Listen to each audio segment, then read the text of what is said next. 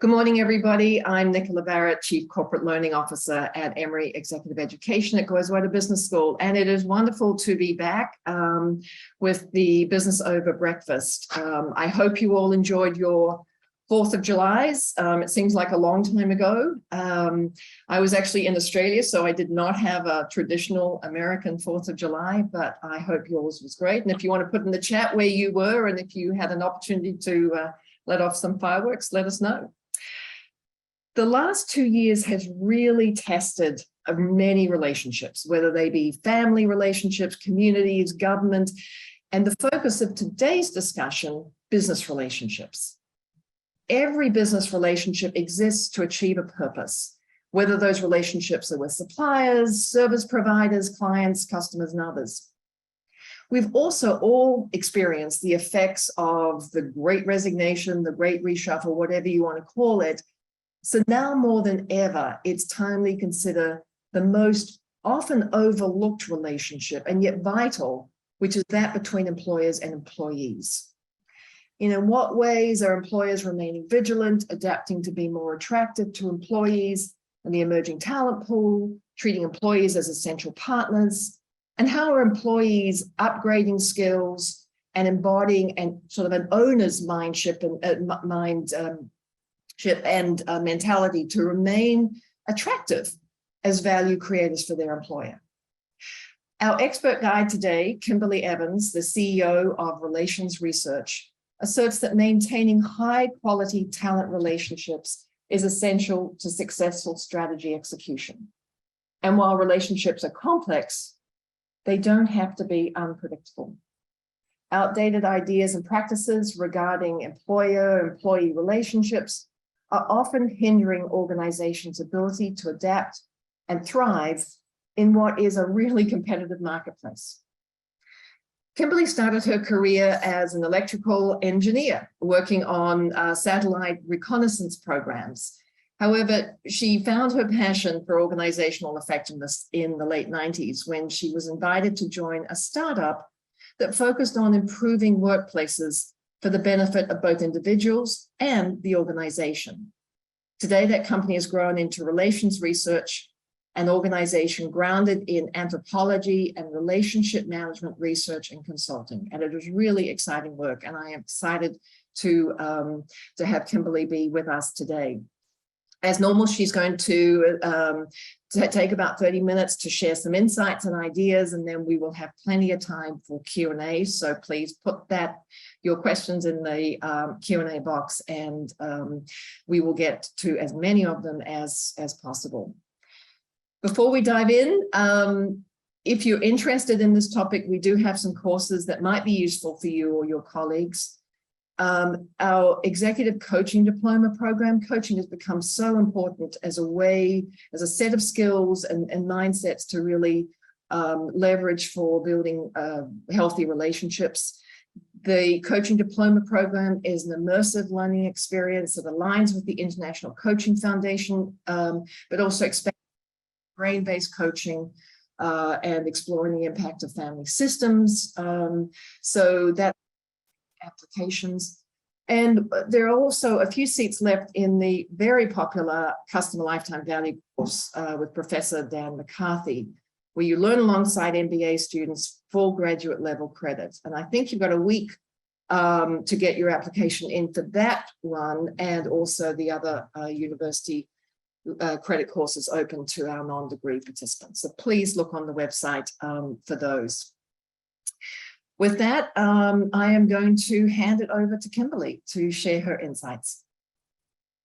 Thank you so much, Nicola. I'm so pleased to be with you all this morning on this stormy morning here in Atlanta to talk about a topic that is near and dear to me, and that is transforming employer-employee relationships.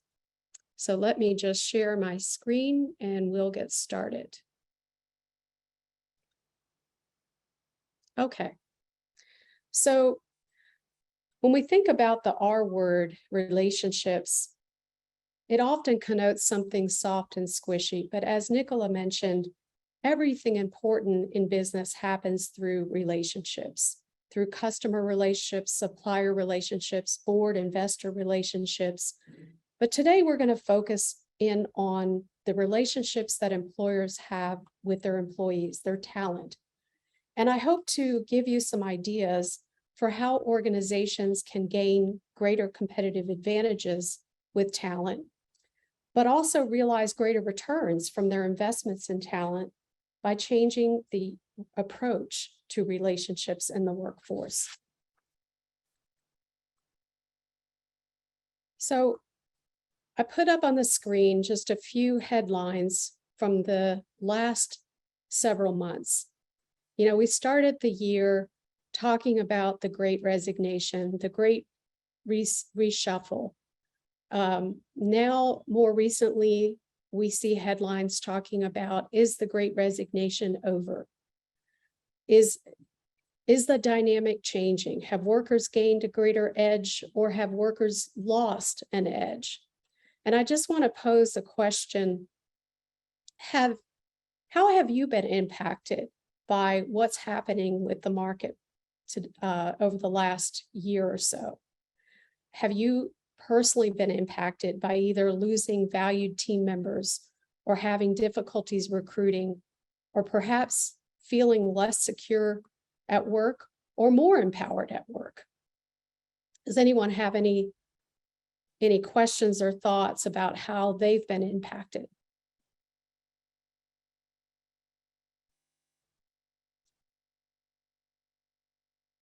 So I'm sure many in this group, at least the groups that we talk to, have found that it is far more challenging to recruit talent. And many of us are on teams that are maybe short-staffed.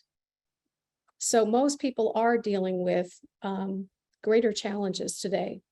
But one thing I wanted to point out, if you look at the headlines, have you noticed how much it's centered on who has the upper hand? And have you also noticed how often money is seen as the solution to solving problems with getting and keeping workers? I'd like to pose that this is very transactional thinking. It's not that money isn't important. It's just that if it's table stakes, if you're trying to have a meaningful relationship with talent that is enduring, instead of a mercenary relationship that lasts only until someone else offers more money, then maybe there's a better approach. So the fact of the matter is, we don't have to be so subject to the whims of the market dynamics, not as individuals who want to have greater career security, and not as employers. We can actually have more resiliency in our organizations, in our careers, by shifting our mindset to work relationships. We can think about, instead of having a relationship that is transactional or to zero sum, how can we create a win-win relationship? In non-transactional relationships, people are invested in the relationship well beyond the paycheck. People bring their creativity, their enthusiasm, their energy to work. And with the rise in technology and automation, we know that the roles left for human beings to play require more strategic contributions for people to innovate, to problem solve, to delight customers. And we've seen that it's really hard to achieve that if you don't have highly cooperative win-win relationships with talent in those roles. So we have a term that we use called durable relationships. And by that, we mean relationships that are able to withstand stresses and strains. There's no shortage of change that happens inside of workplaces today. And so relationships have to be more resilient and mutually satisfying. So durable relationships are not just non-transactional. There is actually a more balanced distribution of power in a durable relationship so that both parties have more voice and agency. And so I'm going to be introducing 5 ways that you can shift mindsets and practices to foster more durable relationships in organizations. Kimberly, it's Nicola. I just wonder, you talking about people having more voice. We've got a slight hitch with the chat function. So we're trying to make sure that we can have all the participants put into the chat. So that's why we're not getting much response at the moment. But Justin's on it, and we'll see whether or not we can give voice to our participants. Okay, sounds good. Thank you. So let's talk about the first shift. And that is, maybe it's time we move away from thinking about retention as the objective. It's a pretty low bar. And the fact of the matter is, we don't want to just keep people. If you think about it, you don't want people who have quit and stayed on the payroll or who have retired in place. We want people who choose to be with us in our organizations because they're attracted to the work, they're attracted to the mission. They see it as a great choice for their career and their life. And the glue that holds relationships together between employers and employees is attraction. It's not tenure, it's not loyalty, it's not pay, it's mutual attraction. And often we use that term talent attraction when we're thinking about the recruiting stage. But in reality, we think, and we've actually observed the benefits of shifting the mindset to attraction over the entire life cycle of the employment relationship being the objective. That you attract, you attract, you attract, you never stop attracting. And in fact, when a relationship is not taken for granted, when the employer knows that they have to work to stay attractive to great talent, and great talent knows that they need to work to stay attractive to their employer, it creates a healthier dynamic. In fact, we have long advocated using a metric called QR, which stands for quality of relationship, as an objective, as a leading indicator that predicts levels of engagement, attrition, and role performance. So the second mindset or shift that I want to introduce is to thoughtfully and more rigorously design roles with two-sided realities in mind. Just like we design products to be compelling to our customers, we can really think about how to design roles that are compelling to the talent that we're trying to attract. And think about the compensation much broader than just the intrinsic compensation of pay and benefits, but to think about the intrinsic compensation that a role provides. Many times when you say the word role, people think of a job description. And job descriptions tend to be pretty anemic, pretty one-sided. And often they live on forever inside of organizations and can be quite divorced from the business strategy. So the other part about thoughtfully designing roles is to continually revisit the design of the organization and the teams and the roles to see, are they set up, are they designed to create value for our current business strategy?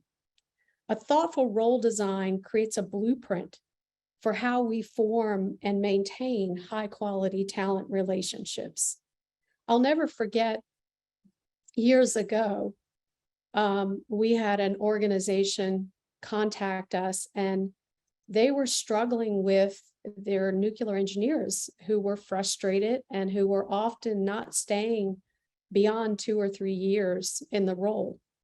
And they had recently, about 6-8 months ago, given everyone a boost in pay and thought that would just solve all the problems. Well, it didn't.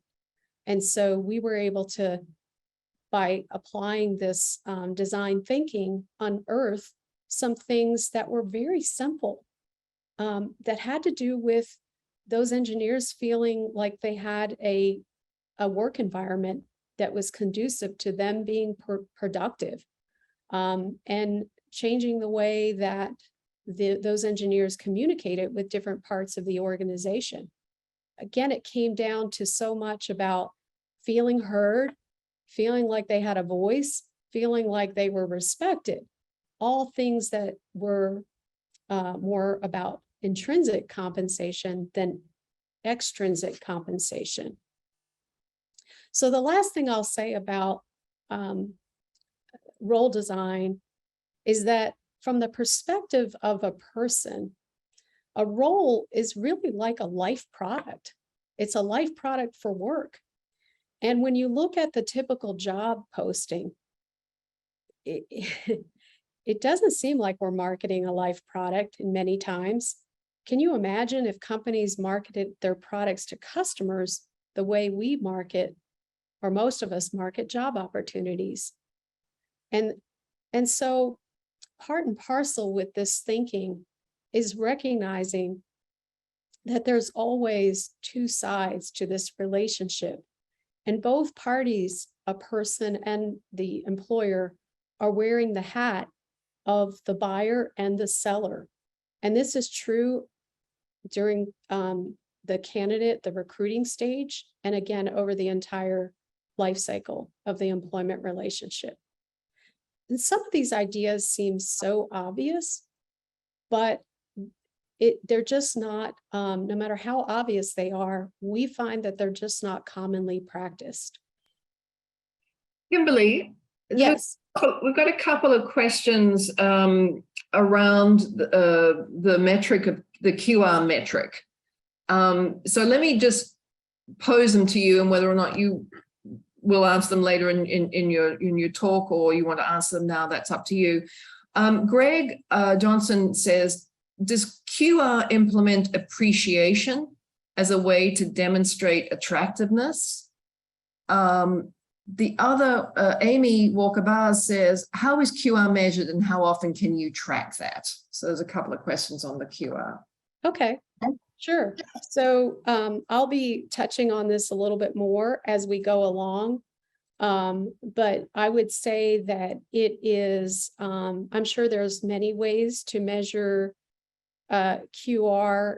We have built proprietary processes and systems for measuring QR, and typically it's on a monthly basis. But the key aspect is to shift the thinking from performance management to relationship management, where both parties have to perform for each other.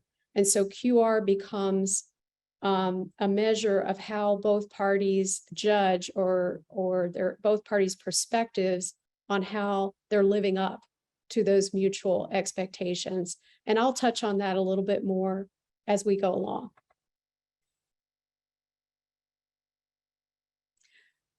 So the third shift that I want to introduce is one that a lot of people are already thinking about, which is, what is the role of a manager or a supervisor in today's workplace? We know that things have become far more challenging for most managers as work has gone through so much change over the last 2 years. And many times we're dealing with remote teams or hybrid teams where some people are in the office and some people we may never really see in person. And so, you know, Gallup, I don't know how many years Gallup has been saying that people don't quit jobs, they quit managers. And while that may be a bit of an oversimplification, what we know is true is that one's direct manager has a tremendous influence on how a person experiences work and how they feel about their overall relationship with their employer. And what we have found is that rarely does a manager have an expectation to be a great talent steward, where they're balancing attention to how the organization is delivering on to that person, delivering a compelling work experience, helping the person grow and develop, being invested in that person. And yes, sure, there are some great managers, plenty of them out there who do this, but rarely is there an explicit expectation that the manager's role is to be a broker of that performance in two directions. And what we've found is that by shifting the mindset around this bilateral performance, organizations realize greater performance. People bring more of themselves to work. People are more innovative. They don't keep their ideas locked up inside of them. They're more likely to speak out, to share ideas for improvement. And, frankly, the other reason that this is so important is that because managers can't walk around and see people, we assume sometimes that if we haven't heard anything, that everything is okay. But in reality, it takes a real intentionality to tap into and build a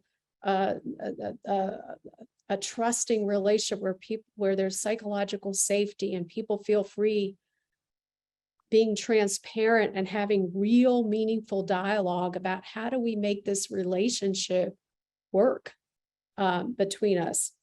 And we've seen the power of transforming the role of the manager. In one large retail pharmacy chain, we achieved complete market turnarounds from moving lowest performing markets into the number 1 and number 2 markets in the nation per the client's KPIs.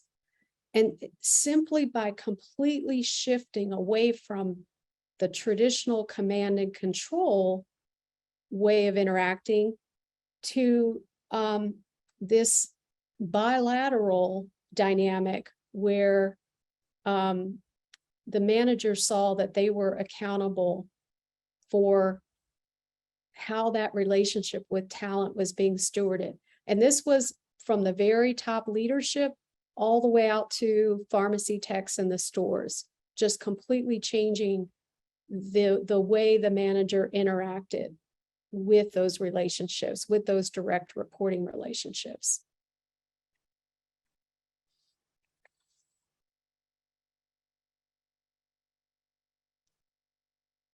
So the fourth shift that, and this gets to the question about QR, is maybe it's time for more organizations to consider ditching the traditional performance review. And I'd like to ask a question. So the question is, have you ever been a high performer and been told that your performance rating is a result of having to fit a distribution curve instead of your rating being an actual reflection of your performance?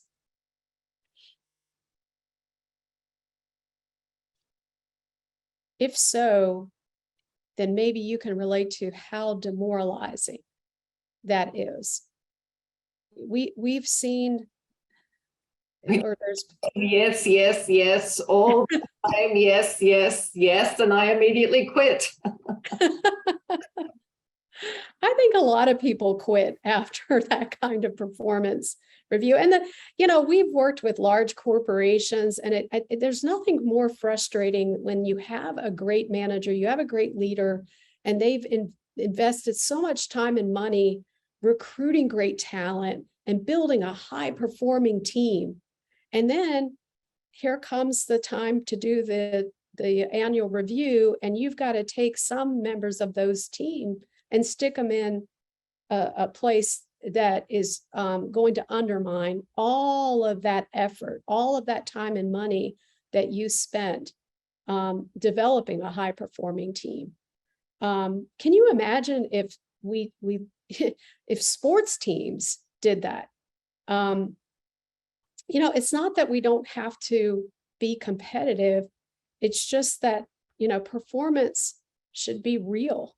And it shouldn't be just an administrative exercise. That's the other thing we've observed, is that often, even if it's not once a year, it's twice a year, or even 4 times a year, the reviews are very one way. They're very rear view facing, and they often they're not developmental. And they're anxiety laden. We haven't met any manager or working individual who says, I love the way we do performance management. Frankly, I think it fosters zero-sum thinking instead of collaborative thinking, where the person puts the organizational interest and their personal interests in mind. I think it creates a sense of self-preservation. So if anyone is in a position who is listening to influence their organization's performance practices, and you want to dig into the research, I suggest looking at articles by Peter Capelli at the Wharton School of Business. He's written pretty extensively on this topic, and that's a pretty good place to begin. And so some of our customers, they still have the traditional performance reviews. Some of them have ditched them completely.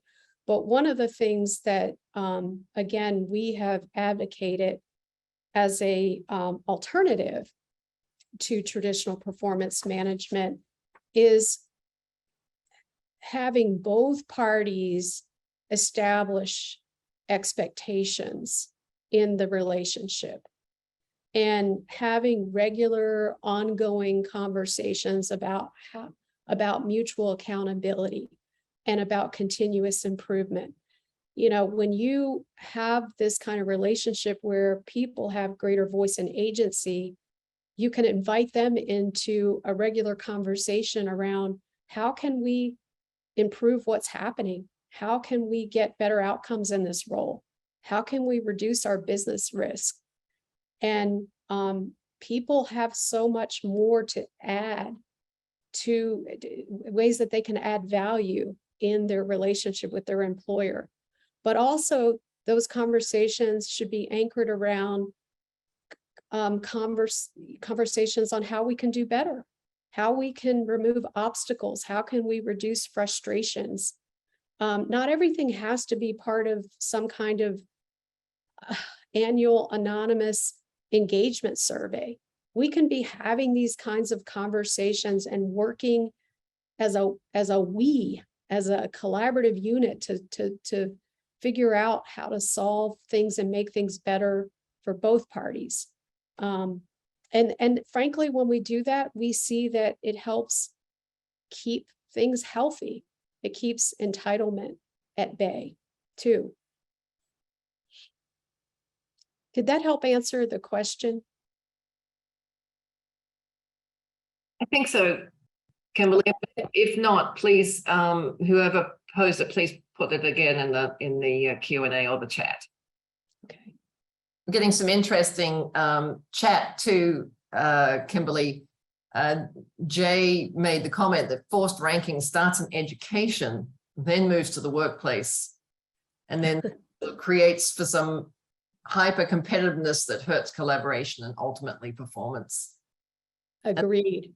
Yeah, I've also Allison says, my work says they don't do this, but they absolutely do this.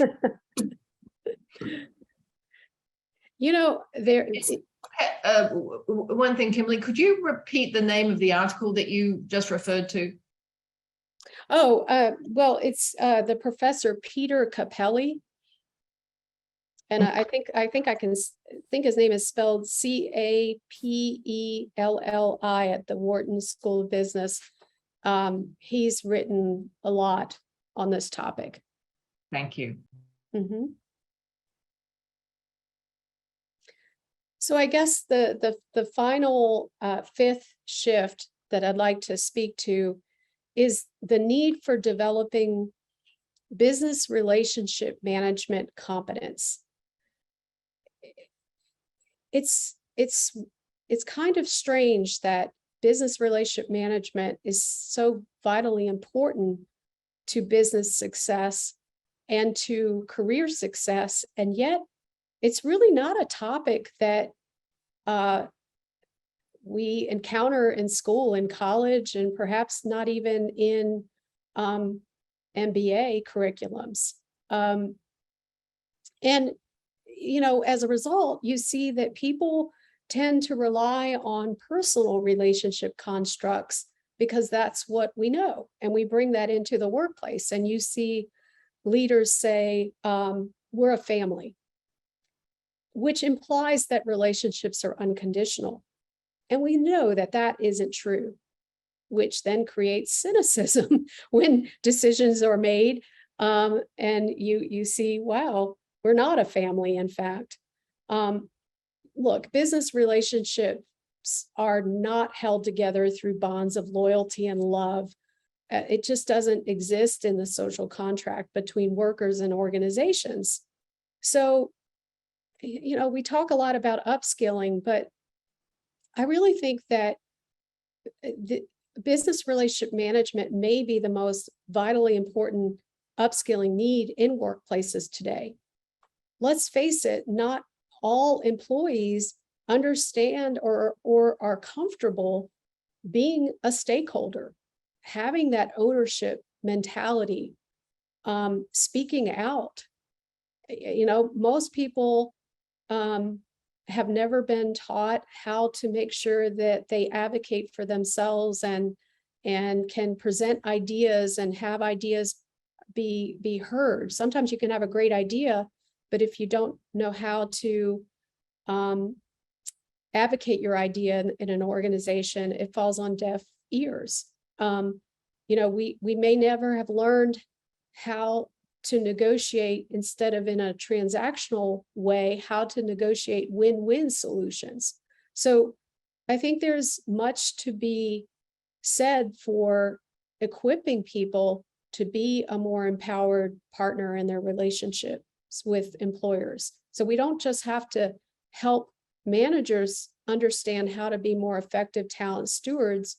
We need to help individual contributors understand how they can shift their approach and mindset as a stakeholder. And it really pays off in a multitude of ways, because when organizations take business relationship management competence seriously, they're able to then apply this thinking in productive relationships with other departments. From department to department, you have less silos, less discord between departments. You can apply this thinking to have less transactional relationships with suppliers and with customers. So there are many reasons why we think that business relationship management is an important competence for the workplace today. So I know we've talked for about 30 minutes, so I'm going to try to wrap up here. So just a few final thoughts, that the pursuit of durable relationships is a journey. It truly is, in many cases, a transformation. And you might wonder, well, where does it make sense? It makes sense when organizations are competing for talent, in-demand talent that has a lot of choice. It makes sense in organizations whose business strategies depend on people being invested in the mission, driving change, innovating, where people are thought of as talent, not as disposable labor. And lastly, I'll mention that we're seeing organizations thinking about how they can improve business resiliency. And in our minds, having highly cooperative relationships with stakeholders, including talent as an important stakeholder, is a key piece to achieving business resiliency. So with that, I'd like to open it up for questions. And also, I'm just curious to hear from the group, is anyone working in an organization that's already practicing some of these concepts? Thanks, Kimberly. I've been sort of monitoring the chat here. Jay asks, or actually makes the statement that maybe we should posit human relationships. It's not just personal or just business, but it has elements of both. In fact, include trust, integrity, transparency, open-mindedness, and respect. Love it. Baz says, love the idea of talent stewardship, truly a difference maker. And that leads into a first question is like, how do you get started? Well, it's in my mind, and this is just based on working with organizations, it really starts at the top. Microsoft is not a client of ours, but just witnessing from afar, Satya Nadella has a very different vision for Microsoft and the kind of culture that he's working to cultivate than the prior leadership of Microsoft, right? So what is leadership, do they value relationships? Do they see that having non-transactional relationships is important to their business thriving, not just surviving? And so it really starts with the vision and the commitment at the top of the organization. And from there, that you don't, swallow the elephant in one bite, right? Often you look at where is a place we can begin this journey. So it may be in a particular department. It may be in a particular geographic location, but it's about applying good change leadership principles to, put a team together, a coalition that can drive change, begin making changes in one place in the organization, get a first win, and then begin to work on the second win. And it truly is a change journey that requires executive sponsorship from the very top.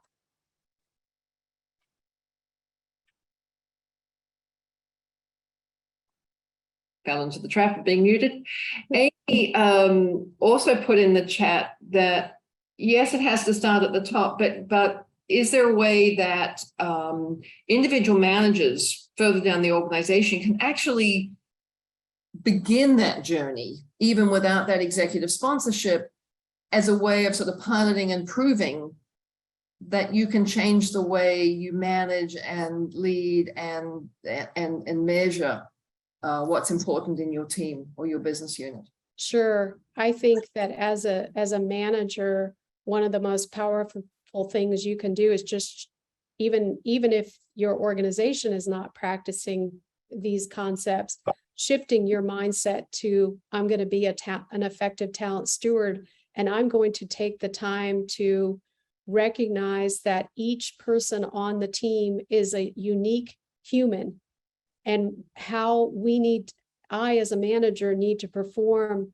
for each person is different. So departing from this one size fits all and really trying to think about, how do I form a relationship that is win-win?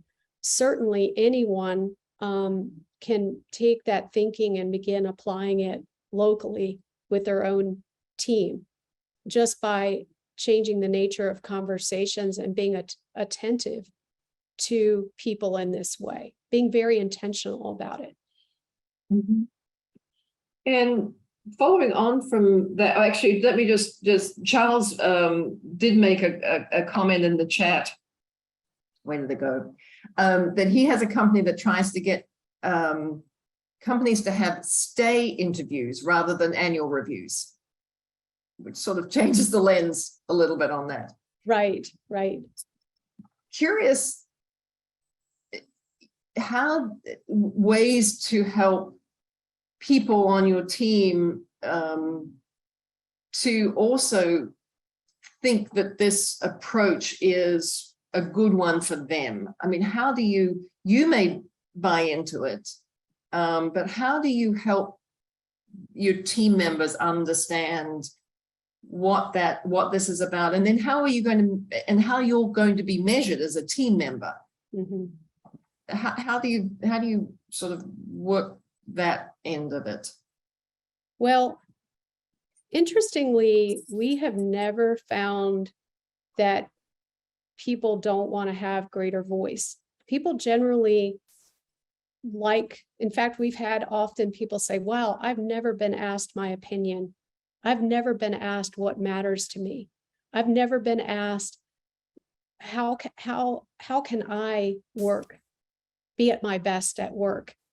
What are the things that really drive me and, allow me to work in flow versus, what really causes me to get frustrated at work and thrown off course, and what obstacles do I face? Generally speaking, where we don't encounter much resistance is getting individuals to buy into the idea that their manager cares about them and cares what they have to say.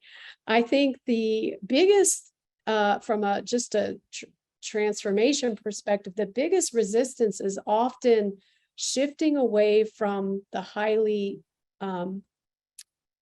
hierarchical, authority-based command and control way of working. And if you are a manager who grew up and that's how you learn to manage, is by telling people you've got to get this done and applying pressure, it can be a real shift, a surprisingly enormous shift in mindset to do this a different way. Mm-hmm. I have a question here. Dion asks, can you compare and contrast business versus personal relationships? What are the differences and similarities there? Well, a business relationship exists for a purpose. If you think about the employer-employee relationship, it is centered or anchored in a role that exists to create value for the business, right? And a business relationship is based on both parties being accountable and performing. And in a personal relationship, you're probably not going to end your relationship with your son or daughter because they didn't perform. Personal relationships are rooted in they tend to be, not always, but they tend to be more unconditional. And they tend, some of them are rooted in vows for life, whereas a business relationship may, after it achieves its certain intended purpose, may end and turn into something else. And so the dynamics in a business relationship are just, they're the rules of the road, if you will, are just very different. Mm-hmm. Yeah. Now there are, and also in a talent relationship, in a personal relationship, you're often dealing with two human beings. Right. In a talent relationship, you're dealing with a human being and an entity called an organization. Now there are various human beings who are representing the organization, whether it be recruiters, HR, your manager, but never forget, there is an organization, not a human being, mm-hmm. that you're entering into a relationship with, that has a charter and shareholders and so forth. Right. Joan asks, are personal assessments important in this construct, especially in helping managers better understand themselves and others? And are there any you would recommend? Well, there are, there's the Gallup Strengths Finders that, can help people have self-discovery. There's a book called Happier. It's based on a course in Harvard and it's about looking at, what gives you meaning, pleasure, what are your strengths, and so self-discovery. Flow is another one that is important, an important concept. We're biased because we provide self-discovery, but we also call on other providers. There's just a lot of great information out there today that if you want to better understand yourself and what makes you tick at work, there are a lot of resources. Any thoughts about dealing with, Kathy asked a question, employees with unrealistic expectations around this? I mean, I can certainly imagine if you're of a particular mindset where you've grown up more in the command and control, and now, okay, I'm maybe I buy into this, but I have that challenge where I think a member of my team may be asking me for something that I just can't deliver for them. So do I even want to go there, right? Do I want to open that conversation up? Because in my view, their expectations will be unrealistic. Right. So one of the big misunderstandings that can sometimes occur when people first start thinking about this is that the manager's role is to make everyone happy. That is not the case. The case, the actuality is that it's about looking at and finding win-win solutions, right? So if you have a role may have some flexibility to adapt to a person's life. But there are some things that are just realities of the role. And so what happens in this process is people come together and they talk about things and they find solutions, but sometimes they find that a person has an awakening and realize they are in the wrong role, that when they think about what is important to them in their life right now, that role will never offer what they're looking for. And, or, let's face it, sometimes people outgrow roles. So this is about both parties being more aware, being more accountable, and trying to find mutually satisfying solutions. And I totally buy that. I've been on both sides of that equation, and it can be a really painful process, but at the end of it, it's like a gift. Yes. I so forward to the other person, that being that sort of honest and authentic in terms of role fit. Right. So we've talked about some of the sort of the challenges and some of the ways of thinking about how to start this journey. How long does it take to sort of really implement a transformation across an organization? And you can choose the size of the organization as an example. It depends on the baseline, the starting point, right? But I would say normally 3 years, 2-3 years. There are no silver bullets, and it takes time for things to become hardwired in an organization. That doesn't mean that in year one or even in the first 6 months that you can't experience wins along the way, but and yeah, it's the size of the organization also matters. And there are a lot of factors that go into the transformation. And frankly, sometimes when we encounter organizations, they're already on a transformation. Maybe it's a digital transformation, or maybe it's some kind of operational excellence transformation. And the conversation is, how can we get people more invested in where we're trying to go as a business? And so then the measure, so if it's going to say take 3 years to do this, how do I know I'm on track? Is that by leveraging the QR metric? How should we be thinking? That is one metric, but normally there are certain business KPIs that we're striving for. Mm-hmm. For instance, in one organization we worked with, they were trying to improve NPS.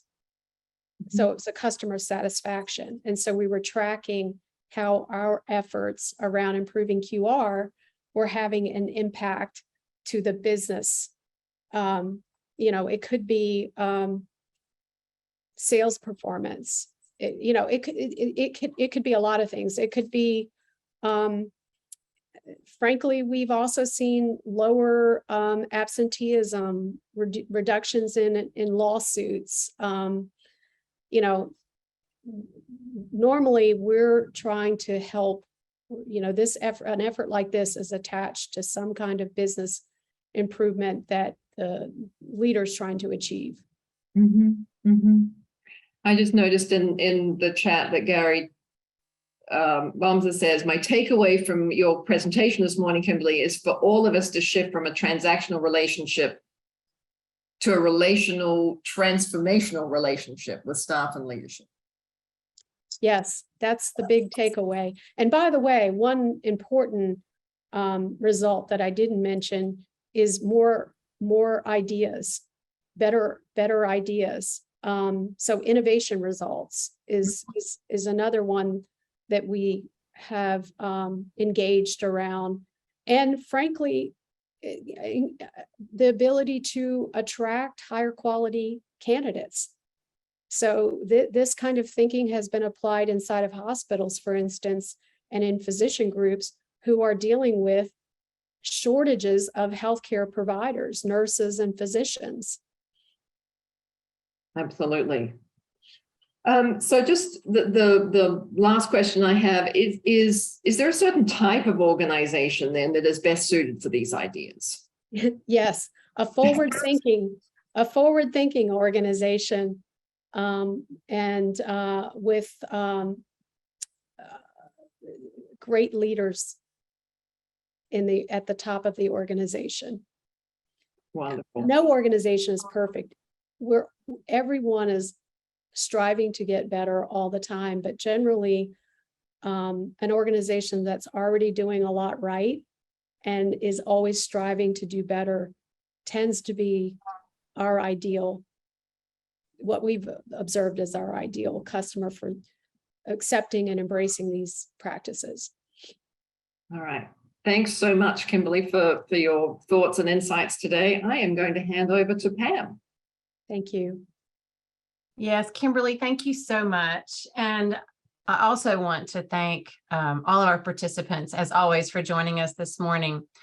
And I, of course, want to share just a few things about what's coming up for our next Business Over Breakfast session. So let me pop this up here.